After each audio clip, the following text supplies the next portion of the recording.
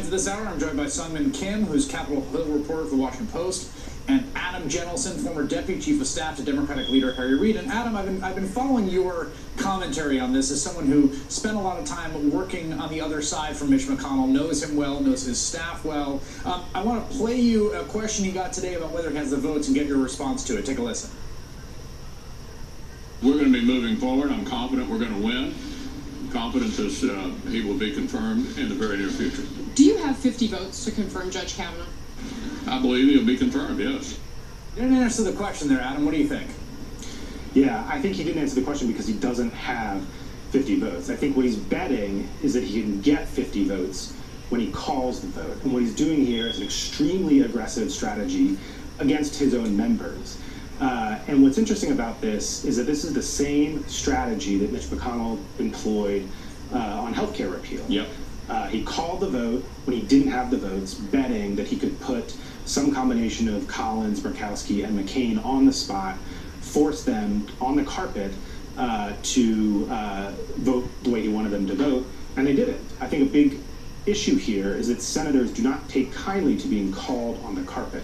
What happens from here remains to be seen, but I think it's very clear that he doesn't have the votes right now. So, we just got word that the committee chair, Chuck Grassley, has noticed a vote for Friday, which means procedurally giving enough warning for that. Senator Harris of California reacting to that, saying Republicans just announced a committee vote at 9:30 a.m. on Friday, less than 20 hours after Thursday's hearing ends. This means little to no chance for the American people to contact them and weigh in. This is a sham. And the chair, Grassley, responding and basically saying, look, after hearing Dr. Ford and Judge Kavanaugh's testimony, if we're ready to vote, we will vote. If we aren't ready, we won't vote. It does seem like they're trying to put the conditions in place. They can vote just a day later if they want to, right?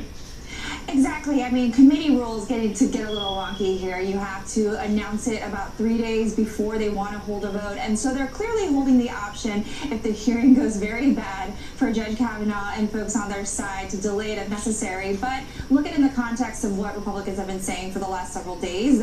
Once we got that Thursday date hearing locked down for that very highly anticipated hearing, a lot of senior senators have said, we'll probably vote Friday. We're looking at Friday for a committee vote. Earlier in lunches, in their weekly party lunches, Republican senators were told to be prepared to actually stay in Washington this weekend to start processing the Kavanaugh nomination. If the clock goes as planned, we could see a confirmation vote for Judge Kavanaugh on Tuesday. So it does seem like from that clock and also from the comments that we've seen from the senators, as you played earlier, a lot of their minds are made up. And I think some Republicans tell me privately that they expect, perhaps both Judge Kavanaugh and Dr. Ford to do well, kind of speaking generally, in this very tense situation in front of a national audience. So members kind of have to determine their own credibility threshold and figure out who they believe. Although the rush here, Adam, it seems to me, is partly a kind of confidence game by McConnell. I think this is the key point here. Like, all of the rushing, the way they're conducting this, McConnell is not bargaining from a position of strength at this point in terms of the signals they are sending about how they manage this. That's right. McConnell is running game on his own conference, on his fellow Republican senators. He is betting that he can basically bully them into voting yes. Whether that happens or not remains to be seen. But this is a very interesting approach from a leader. Again, it's exactly what he tried on health care. We'll see if Republican senators have the courage to stand up, as Senator McCain did, on that vote for what's right here. But it is very interesting to see a leader be sort of take an antagonistic approach when it comes to strategy to his own conference. Sueng, you spent time in the halls of Congress all day. Is your sense the Republican caucus has basically made its mind up, but for a few members? That's what it seems like. Obviously, the leadership tells us that a lot of members are watching Thursday's hearings, and we'll make it official after that. And Senator Bob Corker actually told us earlier on the Capitol that he has asked his staff to clear out his entire day to be able to watch that hearing. But in that same conversation, Senator Corker made it clear that he will officially make up his mind after he watches that testimony. But at the same time, knowing what he knows of Judge Kavanaugh, he thinks he's a good guy.